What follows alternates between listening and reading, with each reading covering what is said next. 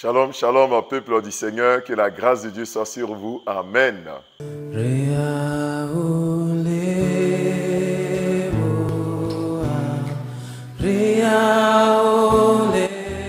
Vous êtes sur la montagne, notre moment quotidien de prière. Et en ce mardi, nous lisons le texte de Psaume, le chapitre 62, les versets 3 et 4 qui disent ceci. Jusqu'à quand vous jetterez-vous sur un homme? Chercherez-vous tous à l'abattre, comme une muraille qui penche, comme une clôture qu'on renverse? Ils conspirent pour le précipiter de son poste élevé. Ils prennent plaisir au mensonge. Ils bénissent de leur bouche et ils maudissent dans leur cœur. Amen. Bien-aimés dans le Seigneur. Ici, David se pose une question. Pourquoi est-ce que lorsqu'un homme est élevé, lorsqu'un homme occupe une fonction élevée, les gens se précipitent sur lui pour le faire tomber? Il dit, ils bénissent de leur bouche, mais ils maudissent dans leur cœur. Il dit, pourquoi vous vous jetez sur un tel homme? Pourquoi vous cherchez tous à l'abattre? Comme une muraille qui cherche à tomber sur quelqu'un. Il conspire pour le précipiter de son poste élevé. Bien-aimés dans le Seigneur, voici un peu le comportement des hommes. Voici un peu le comportement de ceux qui nous entourent. Au moment où tu n'avais rien, au moment où tu n'avais rien, et que tu étais au chômage, et que tu étais seul dans ta vie, personne n'était contre toi. Mais à peine le Seigneur a fait que tu es béni, à peine le Seigneur t'a élevé, à peine ta vie matrimoniale a commencé à être stable, à peine tes enfants ont commencé à se faire sortir le nez de l'eau, à peine ta vie de santé, ton état a commencé à s'améliorer, que tout le monde se précipite contre toi. Les gens s'alignent pour être contre toi. Les gens conspirent contre toi, telle une muraille qui veut s'abattre contre toi. N'aie pas peur. Cela démontre que le Seigneur t'a élevé. Quand tu vois que les montagnes se lèvent, les vents soufflent, sache que cela démontre que le Seigneur t'a élevé. Mais ils ne t'atteindront pas. Le Seigneur te secourira au nom de Jésus-Christ. Ne crains pas. Ne crains pas ceux qui conspirent contre toi. Ils vont continuer à conspirer contre toi parce que tu as un poste élevé. Et ma prière pour toi, que Dieu continue de t'élever. Quelquefois, alors que les autres pensent que tout va bien chez toi, tu as de grands défis, des challenges que tu n'arrives pas à relever.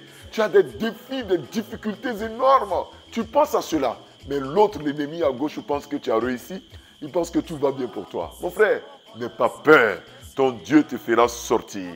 La Bible dit qu'ils viennent contre toi comme une clôture qui se renverse sur toi. Mais de cette boue, de cette poussière où l'on veut t'enterrer, tu sortiras au nom de Jésus. Dis Amen. Tu te relèveras au nom de Jésus. Tu secoueras ta poussière et tu seras restauré au nom de Jésus. Amen. Prions Dieu. Éternel notre Dieu, nous bénissons ton nom. Pourquoi est-ce que les hommes cherchent-ils à nous nuire? Parce que simplement tu nous as élevés. Parce que simplement tu nous as bénis. Parce que simplement tu as placé ta grâce dans nos vies. Et les gens cherchent, ils conspirent contre nous comme une clôture, comme une muraille prête à se renverser sur nous. Mais Seigneur, tu nous relèves de cette muraille. Je prie pour tous ceux qui ont un poste élevé.